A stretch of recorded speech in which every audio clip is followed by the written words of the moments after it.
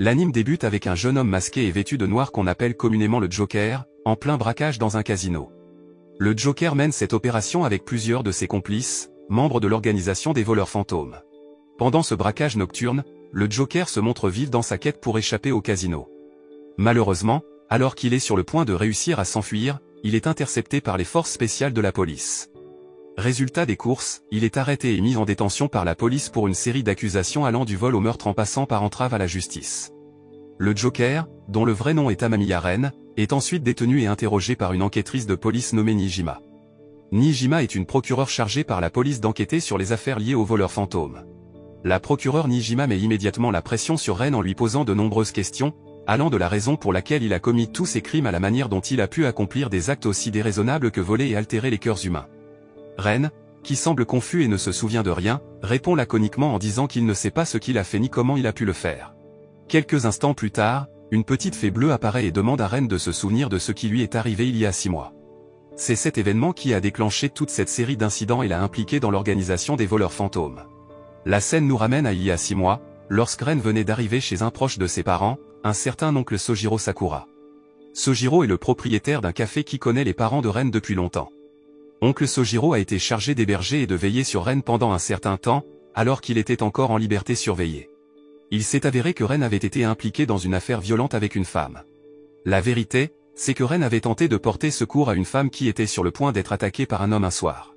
Cependant, après avoir sauvé la femme, Ren a été accusé d'agression et condamné injustement par le juge. C'est pourquoi oncle Sojiro a aidé Ren en l'accueillant pendant un an dans une chambre au grenier de son café. Un après-midi, alors que Ren dormait profondément, il a été soudainement convoqué dans une dimension appelée la salle de velours, qui relie le monde des rêves au monde réel. Dans cette dimension, Ren est vu comme un prisonnier derrière des barreaux en fer. Devant les barreaux, il aperçoit un vieil homme nommé Igor, le propriétaire de la salle de velours. Igor explique que l'état de Ren dans la salle de velours reflète ses sentiments les plus profonds pour lui-même.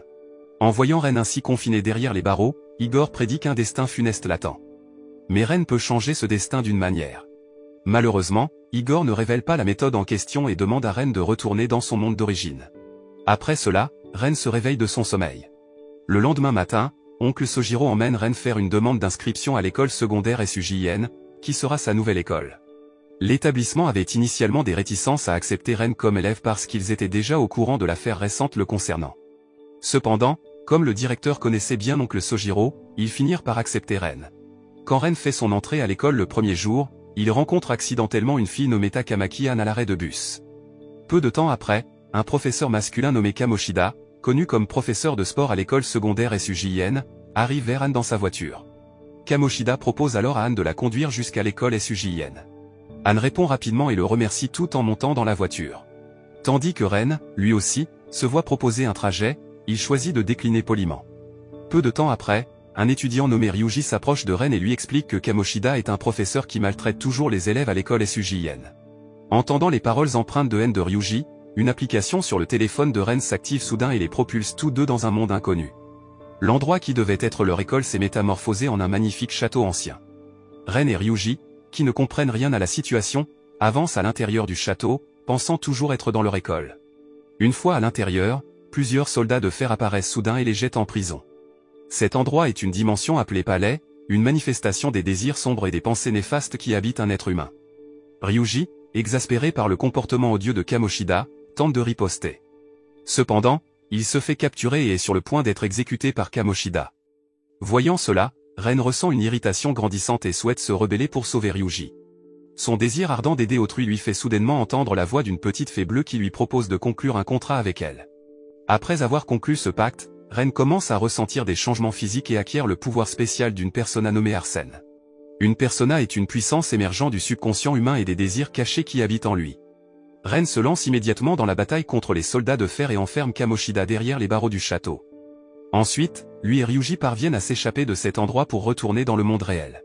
En retournant à l'école, Kamoshida, qui semble avoir pris en grippe Ren, commence à répandre des rumeurs malveillantes à son sujet. Dès lors, Ren est évité par les autres élèves et subit souvent les brimades de Kamoshida pendant les cours de sport. Pendant la récréation, Ren retrouve Ryuji et lui demande des explications sur ce qu'ils ont vécu l'autre jour. Aucun d'entre eux ne connaît ce monde étrange qui renferme le château de Kamoshida. Mais Ryuji est convaincu qu'il renferme un secret susceptible d'être utilisé contre Kamoshida. Ren montre alors à Ryuji l'application navigateur du métavers sur son téléphone, étant persuadé que c'est le portail pour accéder à cet étrange monde. Après que Ren et Ryuji réussissent à pénétrer dans le palais de Kamoshida, ils assistent à la torture d'un élève membre du club de sport par Kamoshida. Ryuji explique alors que des rumeurs circulent sur le fait que Kamoshida inflige souvent des punitions physiques à ses élèves. Peu de temps après, ils entendent les appels à l'aide d'un chat noir nommé Morgana, emprisonné derrière des barreaux. En échange de sa libération, Morgana promet de révéler à Ren et Ryuji toutes les informations concernant cette dimension et le pouvoir que Ren vient d'acquérir. Morgana explique alors que les élèves qu'ils ont vus plus tôt ne sont que des pantins dans ce palais. Il leur éclaire également sur ce qu'est un palais et une persona. Mais en plein milieu de l'explication, les soldats de fer de Kamoshida surgissent et les pourchassent. Résultat des courses, Kamoshida et son armée de soldats de fer parviennent à capturer Ryuji, Ren et Morgana. Alors que la situation devient de plus en plus critique, Ryuji se réveille soudainement avec le pouvoir de son subconscient et conclut un pacte avec une persona nommée Capitaine Kid. Par la suite, Morgana et Ren invoquent chacun leur persona respective. Grâce à la force combinée de leurs persona, ils parviennent enfin à vaincre tous les soldats de fer de Kamoshida et à s'échapper rapidement du palais. Après leur retour dans le monde réel, Ren et Ryuji ont commencé à interroger les élèves qui avaient été victimes de violences de la part de Kamoshida. Cependant, tous semblaient avoir peur de révéler la vérité sur Kamoshida.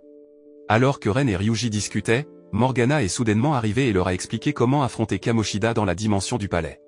Cependant, cette méthode est assez dangereuse et risque d'entraîner la mort de Kamoshida dans le monde réel. Après les cours, Ren a vu Anne assise seule en train de pleurer dans une ruelle. Il s'est avéré qu'Anne venait d'être appelée par Kamoshida pour venir seule à son appartement. Jusqu'à présent, Anne avait été contrainte d'accompagner Kamoshida afin que sa meilleure amie, Siou, puisse rejoindre l'équipe principale du club de volley de l'école SUJN. Anne, qui ne supporte plus le comportement de Kamoshida, a finalement décidé de ne plus avoir affaire à lui. Mais Kamoshida a immédiatement menacé Anne en lui disant que Siou ne serait jamais acceptée dans l'équipe principale et que tous les rêves de Siou de devenir une athlète seraient anéantis. Anne est très triste car Siou est une amie très précieuse pour elle. Le lendemain, en plein milieu des cours, il y a eu une agitation. Il s'est avéré que Siou venait de sauter du bâtiment de l'école et était tombé dans le coma. Tout ce que Siou a fait, c'est parce que Kamoshida l'avait maltraité et lui avait fait du mal. En entendant cela, Ren et Ryuji ont décidé d'utiliser la méthode proposée par Morgana car les actions de Kamoshida avaient grandement dépassé les limites et fait beaucoup de mal. Par la suite, Ren, Ryuji et Morgana se sont immédiatement rendus dans le palais de Kamoshida pour voler le cœur du palais. Le cœur d'un palais est généralement sous la forme d'un trésor précieux intentionnellement caché ou étroitement gardé à l'intérieur du palais, et s'il est volé, le palais sera détruit. Ce cœur représente les désirs les plus sombres de quelqu'un, et le détruire amènera cette personne à prendre conscience de ses erreurs et à les regretter. Alors qu'ils étaient à la recherche, Ren et les autres ont découvert qu'Anne était retenue prisonnière par les soldats de fer de Kamoshida. Il s'est avéré qu'Anne était entrée accidentellement dans la dimension du palais de Kamoshida lorsque Ren et les autres entraient dans le portail du palais. Anne, très en colère contre Kamoshida, éveille soudainement le pouvoir de sa persona nommée Carmen. Elle a instantanément vaincu les soldats de fer et Kamoshida. Malheureusement, Kamoshida a réussi à s'échapper. Ren et les autres sont immédiatement partis à la recherche du cœur du palais de Kamoshida. Après avoir surmonté plusieurs obstacles, Ren et les autres ont enfin réussi à trouver le cœur en forme de couronne du palais de Kamoshida. Avant de pouvoir prendre la couronne, ils ont été confrontés à Kamoshida, qui s'était transformé en monstre. Bien qu'au début ils aient eu du mal à le vaincre, après que Ren ait obtenu des pouvoirs supplémentaires d'Igor et obtenu une nouvelle persona, ils ont finalement réussi à vaincre Kamoshida. Ensuite, ils ont pris la couronne de Kamoshida et quitté le palais de Kamoshida qui était sur le point de s'effondrer. Cela signifie qu'ils ont réussi à changer le cœur de Kamoshida et à le faire prendre conscience de toutes ses erreurs jusqu'à présent. Le lendemain, Kamoshida a admis toutes ses erreurs devant tous les élèves et s'est livré à la police. D'autre part, Siou est sorti du coma et est très soulagé de savoir que Kamoshida a reconnu ses erreurs. Anne semble également heureuse car la souffrance qu'elle et son ami ont endurée a pris fin. Quelques jours plus tard, la nouvelle du groupe des voleurs de cœur qui a transformé Kamoshida a commencé à se répandre à l'école SUJN.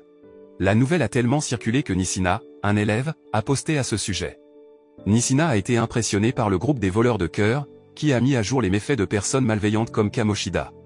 Sur le site, de nombreux admirateurs saluent le travail acharné du groupe. Un après-midi, Ryujin, Ren et Anne ont convenu d'officialiser leur groupe en une sorte de petite organisation secrète qui aide les gens en difficulté autour d'eux. Ils ont l'intention d'éradiquer les cœurs maléfiques des criminels de ce monde et de changer ce monde pour le mieux. Ils ont également convenu de choisir Ren comme chef de leur groupe.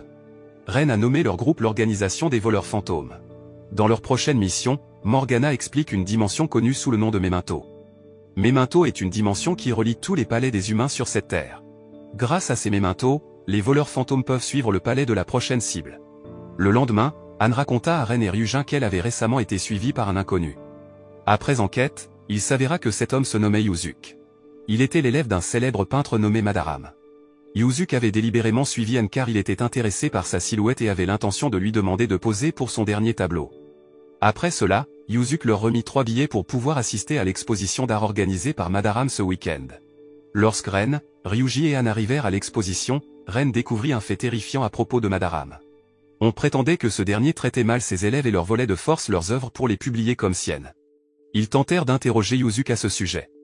Mais ce dernier nia en bloc et affirma que Madaram était une personne très aimable et généreuse. Il l'avait pris en charge et élevé depuis son enfance. Ren, méfiant envers Madaram, décida de visiter le palais de Madaram. À l'intérieur, Ren et le reste des voleurs fantômes découvrirent la vérité, Madaram exploitait uniquement ses élèves pour pouvoir vendre leurs œuvres à des prix exorbitants. Il était même prêt à se livrer au plagiat et à la violence pour accumuler davantage de richesses grâce à la vente d'œuvres d'art. Après avoir découvert tout cela, Ren fit de Madaram la prochaine cible des voleurs fantômes. Cependant, il n'arrivait toujours pas à ouvrir la porte principale du palais de Madaram. C'est alors que Morgana suggéra qu'il était très probable que la porte du palais de Madaram puisse s'ouvrir s'il découvrait le secret que Madaram cachait dans le monde réel. C'est pourquoi Ren et ses collègues élaborèrent un plan pour découvrir ce secret. Ren et Ryuji entreraient dans le palais de Madaram tandis qu'Anne distrairait Yuzuki et que Morgana tenterait d'ouvrir la porte de la salle secrète de Madaram. Quelques jours plus tard, les voleurs fantômes commencèrent à mettre leur plan à exécution. Anne alla à la rencontre de Yuzuki et lui proposa de poser pour son tableau, tandis que Morgana tentait d'ouvrir la porte de la salle secrète avec une clé assemblée. Anne portait délibérément plusieurs couches de vêtements pour laisser suffisamment de temps à Morgana pour ouvrir la porte. Malheureusement, même à la dernière couche, Morgana n'arrivait toujours pas à l'ouvrir. Yuzuki, méfiant du comportement d'Anne, commença à la suivre. Heureusement, au dernier moment, Morgana réussit enfin à ouvrir la porte. Au même moment, Madaram arriva et surprit Yuzuki et Anne devant sa salle secrète. Anne paniqua et poussa immédiatement Yuzuki à l'intérieur de la pièce. Apparemment, Madaram avait caché un célèbre tableau nommé Sayuri qui avait été porté disparu tout ce temps. Madaram avait délibérément volé le tableau pour pouvoir le revendre à un prix plus élevé.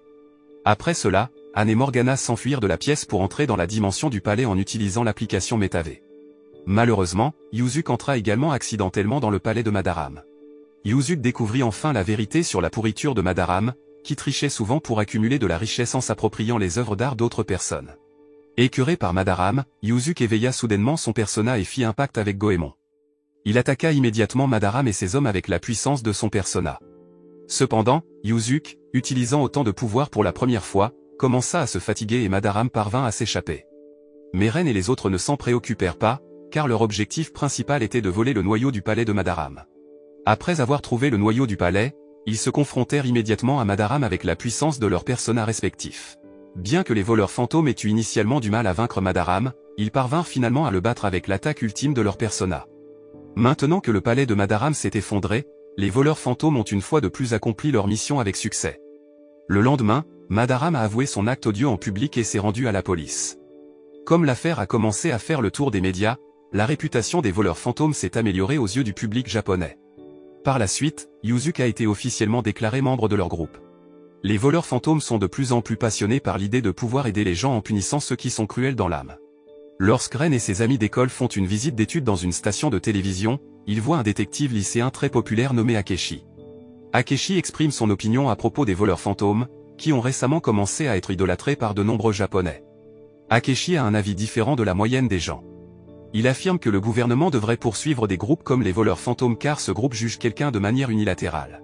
Akechi affirme également que le pouvoir détenu par les voleurs fantômes pourrait être très dangereux car il pourrait être utilisé pour commettre des crimes.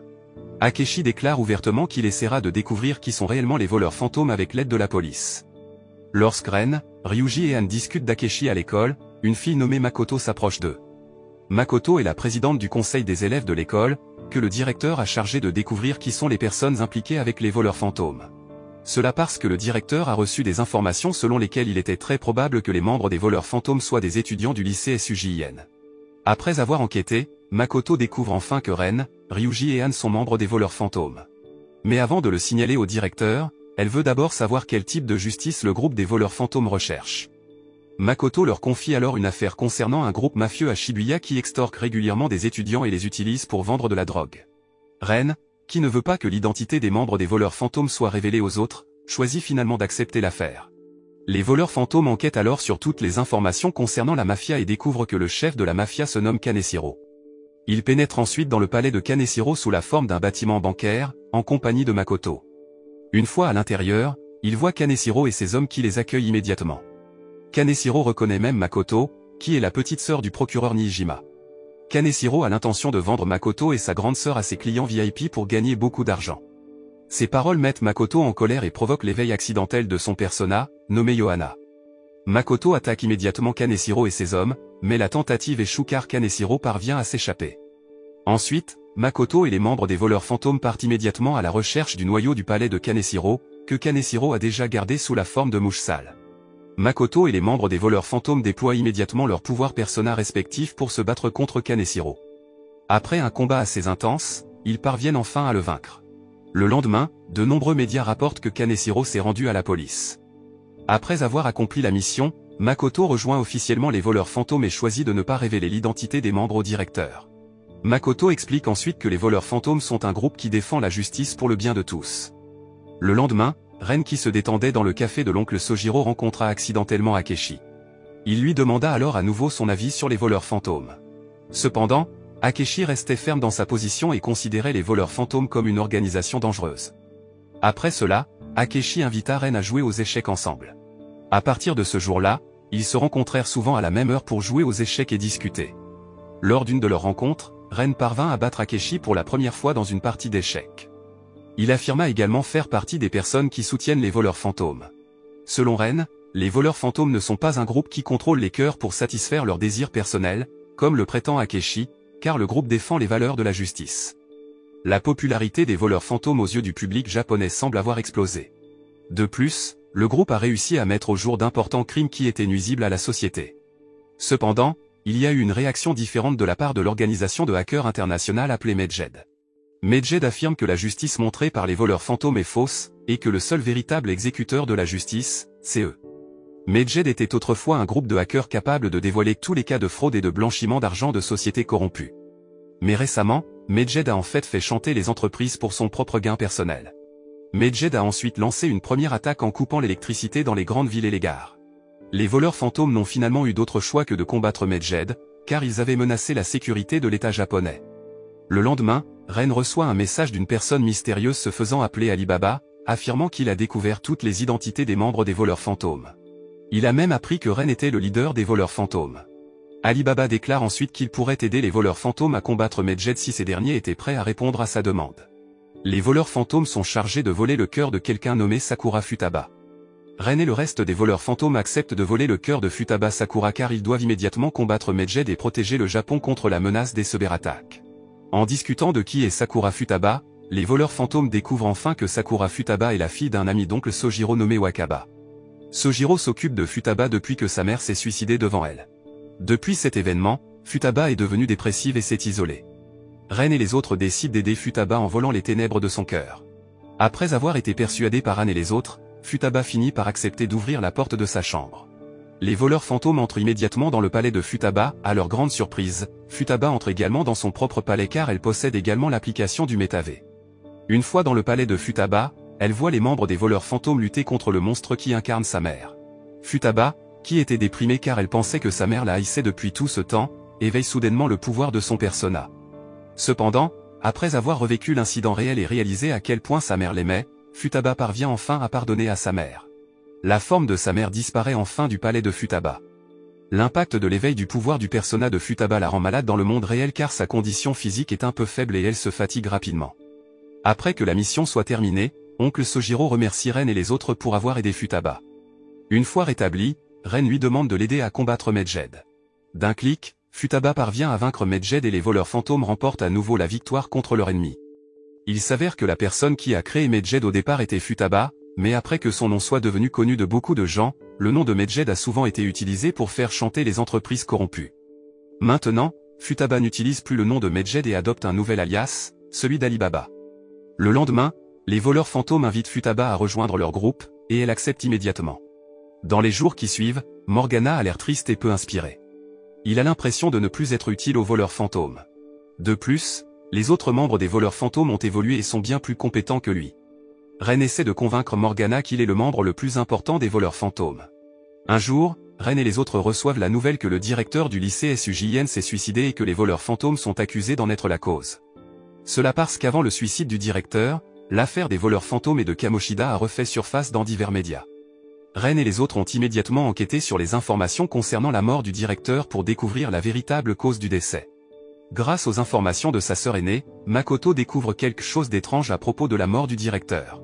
Quelques secondes avant sa mort, le directeur avait commandé un taxi pour se rendre au commissariat de police. Mais avant l'arrivée du taxi, le directeur s'est laissé heurter par un camion. Cela n'a aucun sens, car une personne qui veut mettre fin à ses jours ne se rendrait probablement pas au commissariat de police. En plus du directeur, il s'avère que de nombreux dirigeants d'entreprises sont également décédés de la même manière, soit en accident délibéré, soit en fabriquant leur propre meurtre. Après avoir enquêté plus en profondeur, les voleurs fantômes découvrent qu'il y a quelqu'un qui avait toujours l'avantage dans chaque événement qui s'était récemment produit. Cette personne était Kunikazu Okumura, le PDG de la société Okumura. La société Okumura bénéficie toujours lorsque sa société rivale démissionne ou est impliquée dans un scandale. Mais les voleurs fantômes semblent hésiter à cibler Kunikazu. Parce que si Kunikazu peut tuer de nombreux dirigeants d'entreprise ou des cadres supérieurs d'une organisation, cela signifie qu'il est une personne très dangereuse. Morgana insiste pour résoudre le cas d'Okumura tout seul car il veut prouver qu'il peut être aussi utile que le reste des voleurs fantômes. Le têtu Ryuji nargue Morgana et dit qu'il ne pourra pas le faire seul, alors il laisse plutôt Morgana partir seule. Ensuite, Morgana les quitte et enquête sur l'affaire tout seul. Après le départ de Morgana, Ren et les autres commencent à s'inquiéter car Morgana n'est toujours pas revenue. Même si la mission cette fois-ci était très dangereuse, Ren et le reste des voleurs fantômes décident d'enquêter sur le cas d'Okumura. Après avoir réussi à trouver le palais de Kunikazu, ils découvrent enfin que les mauvaises rumeurs à propos de Kunikazu sont bel et bien fondées. Kunikazu force l'ensemble de sa main-d'œuvre à travailler comme des esclaves pour qu'il puisse cultiver la richesse pour lui-même.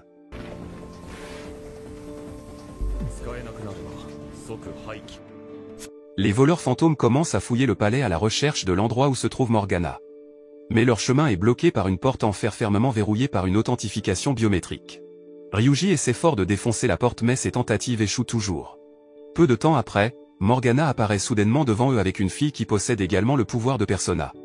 Morgana dit alors qu'il va résoudre le cas d'Okumura avec la fille. La fille semble avoir une relation avec Kunikazu car elle peut ouvrir la porte en fer avec les empreintes digitales de sa main. Malheureusement, lorsque la porte s'ouvre, un grand groupe de robots les bloque et les poursuit immédiatement. Résultat, les voleurs fantômes, Morgana et la fille doivent fuir le palais immédiatement. Après que les voleurs fantômes soient retournés dans le monde réel, Makoto dit qu'elle semble reconnaître la fille qui était venue avec Morgana plus tôt. Il s'avère que la fille est la seule fille de Kunikazu Okumura, nommée Haru Okumura. Au début, Haru avait l'intention d'enquêter sur son père parce qu'elle voulait confirmer la vérité des mauvaises nouvelles à propos de lui. En entendant cela, Ryuji demande à Haru de laisser les voleurs fantômes l'aider. Mais Haru refuse car elle pense que les voleurs fantômes sont un groupe déloyal et qu'ils ont le cœur de laisser Morgana partir seule.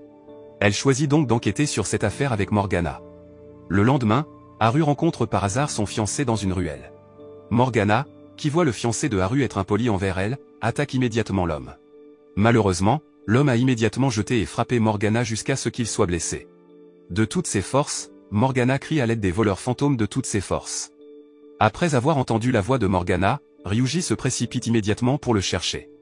Après avoir trouvé Haru et Morgana, ils emmènent Morgana dans la pièce mansardée de Ren pour le soigner. Chez Ren, Haru raconte comment elle a rencontré Morgana et comment elle a obtenu le pouvoir de son persona. Quelques jours auparavant, Haru essayait simplement de suivre Morgana qui avait l'air sombre. Cependant, lorsque Morgana est entrée dans la dimension du palais de Kunikazu, Haru a été accidentellement entraîné dans le palais. Haru trouve Morgana déjà dans un état lamentable et le sort immédiatement de là-bas. En aidant Morgana, le pouvoir de persona de Haru augmente soudainement et à partir de ce jour-là, Haru et Morgana commencent à planifier de résoudre cette affaire ensemble. Après le rétablissement et le regain de conscience de Morgana, Haru essaie de le persuader de rejoindre à nouveau les voleurs fantômes. Après tout, il fait partie des voleurs fantômes. Une fois tous unis, Haru déclare qu'elle est prête à voler les désirs sombres du cœur de son père et à lui redonner vie. Le lendemain, les voleurs fantômes réintègrent le palais de Kunikazu. Ils unissent alors la puissance de leur persona pour affronter Kunikazu. Finalement, Kunikazu est vaincu et son noyau de palais est capturé. Mais avant que Kunikazu ne puisse disparaître dans le monde réel, quelqu'un apparaît soudainement et le tue. En conséquence, Kunikazu, qui se trouvait dans le monde réel, meurt également après avoir confessé sa culpabilité en public. Les voleurs fantômes semblent surpris par cela, car c'est la première fois que la cible de leur mission meurt.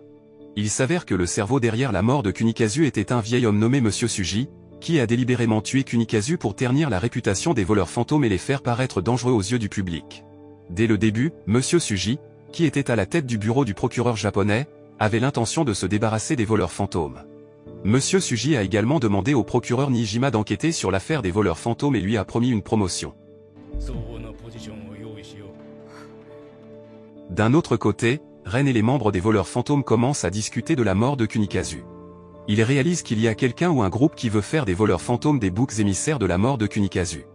Ils décident alors d'enquêter sur qui a vraiment tué Kunikazu pour améliorer leur réputation. Voyant leur situation de plus en plus difficile, Makoto suggère que les voleurs fantômes demandent de l'aide à Akechi. Après tout, Akechi pourrait augmenter la notoriété et améliorer la réputation des voleurs fantômes s'ils pouvaient le rallier à leur cause. Akechi avait même eu l'occasion de donner son avis devant les médias en affirmant qu'il était certain que les auteurs de l'assassinat du PDG Okumura n'étaient pas les voleurs fantômes. En entendant cela, Makoto a essayé de s'approcher d'Akechi et de l'amener avec les autres membres des voleurs fantômes.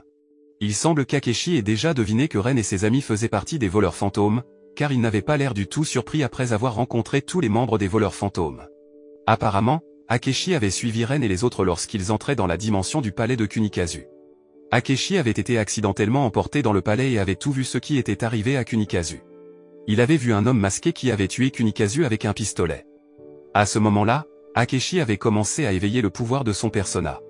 Il avait alors proposé d'aider les voleurs fantômes à améliorer leur réputation, à condition qu'ils dissolvent les voleurs fantômes après l'accomplissement de leur mission. Akechi avait également menacé de révéler l'identité des voleurs fantômes s'ils n'acceptaient pas. En conséquence, les voleurs fantômes avaient décidé d'accepter l'offre. Pendant ce temps, le procureur Nijima devient de plus en plus ambitieuse pour capturer les voleurs fantômes, jusqu'à organiser délibérément un concours d'une valeur de 30 milliards pour quiconque pourrait les trouver. Voyant cette situation, Akechi suggère que les voleurs fantômes changent le cœur du procureur Nijima afin que les enquêteurs connaissent la vérité et se rangent de leur côté. Ensuite, alors qu'Akechi s'apprêtait à sauvegarder le numéro de Ren et des autres, Futaba a soudainement attrapé son téléphone portable et a agi comme si elle admirait vraiment le téléphone d'Akechi. Akechi a été surpris par l'attitude de Futaba, mais il a finalement compris et a souri sans aucune suspicion. Le lendemain, les voleurs fantômes et Akechi entrent immédiatement dans le palais de Nijima. Le palais prend la forme d'un palais de justice très grand et magnifique. En bas, ils trouvent beaucoup de gens qui interagissent comme d'habitude et beaucoup de jeux de casino chic. Peu de temps après, l'ombre de Nijima apparaît et s'approche d'eux. Nijima demande qu'ils se battent contre elle de manière équitable. Nijima les attendra au dernier étage où elle garde son trésor le plus précieux. Malheureusement, ils ne pouvaient pas atteindre le dernier étage facilement.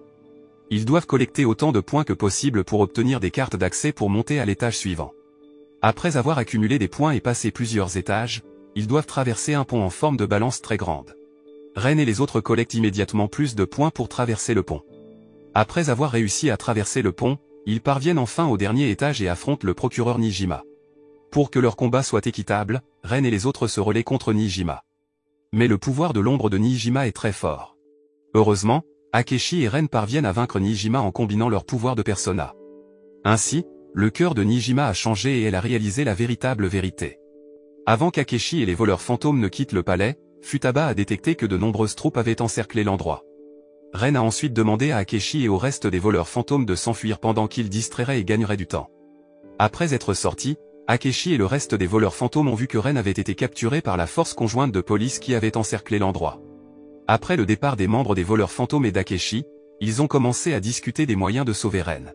Selon Akechi, Ren a été arrêté par la police et est interrogé par les enquêteurs pour des crimes graves. Akechi perçoit de nombreuses irrégularités derrière l'arrestation de Ren et soupçonne que le coupable derrière tout cela est l'homme masqué en noir qui a autrefois tué Kunikazu. Akechi a donc décidé qu'il devait aider Ren, car il est la seule personne qui ne fait pas partie du groupe des voleurs fantômes et que la police ne le soupçonnera pas. Après cela, il s'est précipité pour les quitter. D'un autre côté, la procureure Nijima semble déterminée à interroger Ren, car elle est la seule représentante du ministère public chargée d'enquêter sur l'affaire des voleurs fantômes. La procureure Nijima interroge alors Ren avec diverses questions, comme le montre la scène au début du film. Cependant, parce que la police a accordé peu de temps à la procureure Nijima, elle a été contrainte de quitter la salle d'interrogatoire. Avant de partir, Ren a remis à la procureure le téléphone portable qui avait été caché précédemment. Il a ensuite demandé à la procureure de montrer le téléphone portable à Akechi. Alors que la procureure Nijima quitte la pièce, elle rencontre Akechi et lui montre immédiatement le téléphone. Mais Akechi, qui n'a jamais vu le téléphone portable, n'a pas réagi et est allé directement dans la salle d'interrogatoire.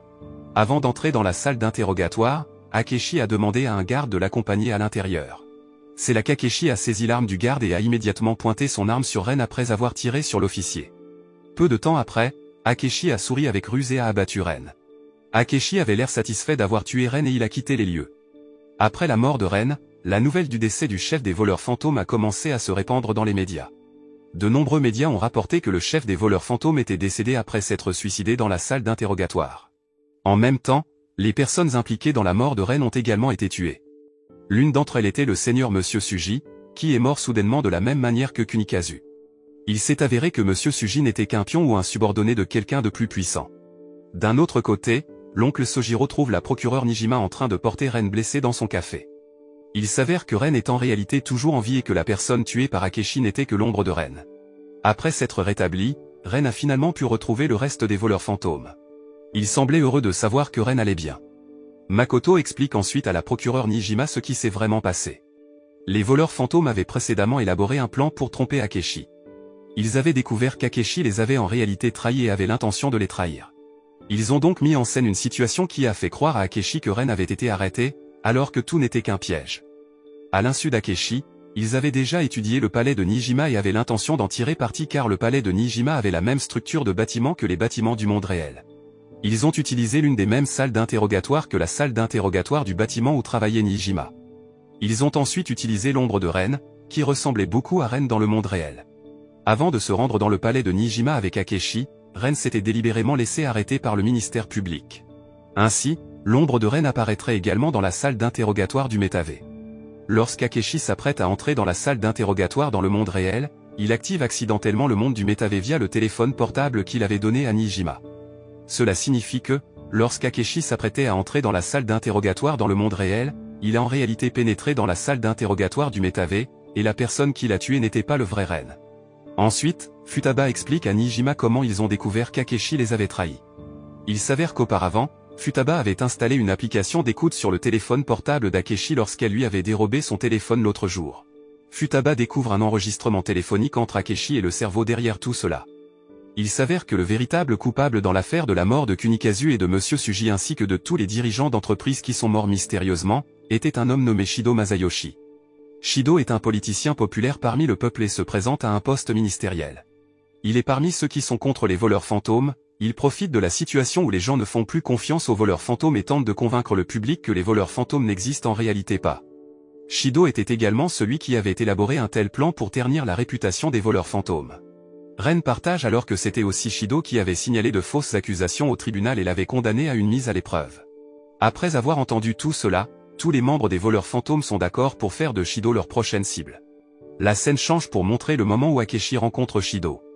Il s'avère qu'en réalité, la personne que Shido a ordonné de tuer ses rivaux politiques ou concurrents commerciaux était Akechi. Akechi utilise le pouvoir du monde du Métavé pour pousser les opposants de Shido à la folie et les faire mourir mystérieusement. Après avoir élaboré un plan pour vaincre Shido, les voleurs fantômes lancent une campagne de propagande pour montrer que Shido est un criminel, puis dévoilent que le chef des voleurs fantômes est toujours en vie. Cela excite grandement les partisans des voleurs fantômes.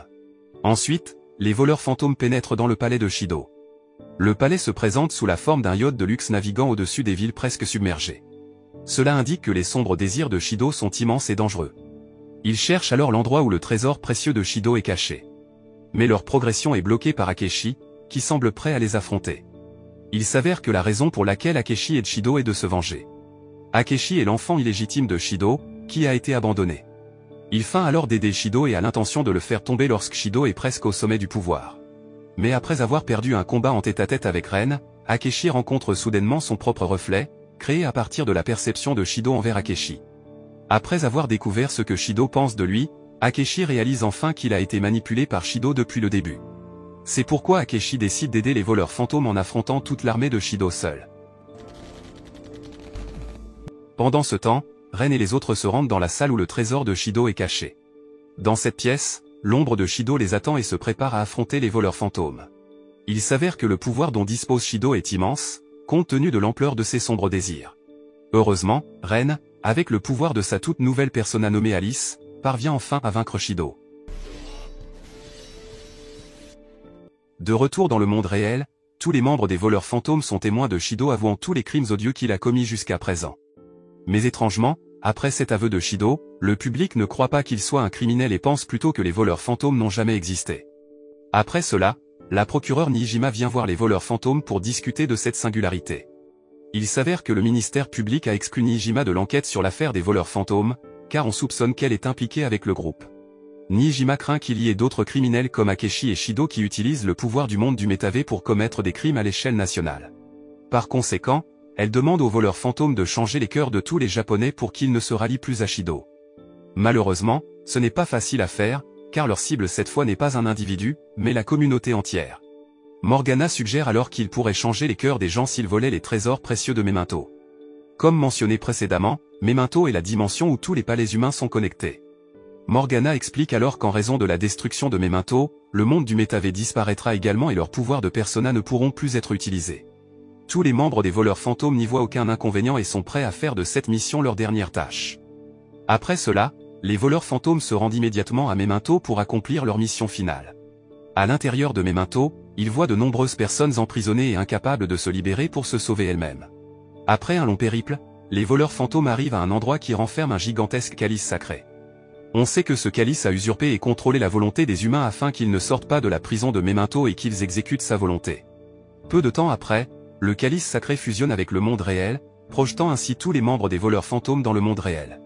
Ils commencent alors à disparaître lentement car les voleurs fantômes ne sont plus dans les souvenirs des autres humains. Ensuite, la scène change pour montrer Ren entrant dans sa salle de velours. Ren demande alors l'aide du capitaine Igor pour l'aider à sauver le monde et ses amis. Igor accorde alors à Ren et au reste des voleurs fantômes une dernière chance de vaincre le calice sacré. Après cela, Ren et les autres affrontent immédiatement le calice sacré, qui s'est transformé en sa véritable forme appelée Yaldabaoth. Ren et les autres déclenchent immédiatement une série d'attaques à partir du pouvoir de leurs personas respectives. Mais le pouvoir des voleurs fantômes s'affaiblit car la confiance des gens en eux est encore très faible. Heureusement, les amis de Ren du lycée SUJN commencent à chanter le nom des voleurs fantômes et à les encourager tous. Les efforts des amis de Ren parviennent enfin à toucher les cœurs des gens et à les faire croire à nouveau en les voleurs fantômes. Résultat, tous les voleurs fantômes parviennent à retrouver leur pouvoir et s'unissent pour vaincre Yaldabaoth. Qui plus est, Ren peut éveiller sa persona la plus puissante, nommée Satanael. Les voleurs fantômes parviennent enfin à vaincre Yaldabaoth, et le monde réel est maintenant revenu à la normale. Le monde du métavé ayant disparu, les voleurs fantômes sont officiellement dissous. Enfin, ils reviennent à une vie normale comme de simples lycéens et mènent une vie heureuse. La morale que l'on peut tirer de cet anime est que le pouvoir des pensées négatives et des désirs sombres dans le cœur humain peut être très dangereux, non seulement pour nous-mêmes, mais aussi pour les autres. Ces désirs peuvent pousser une personne à commettre des actes cruels et inhumains. Mais chacun de nous peut lutter contre ces mauvais penchants en nous, même si ce n'est pas quelque chose de facile. Cependant, ce petit pas peut rendre le monde meilleur et faire baisser le taux de criminalité autour de nous.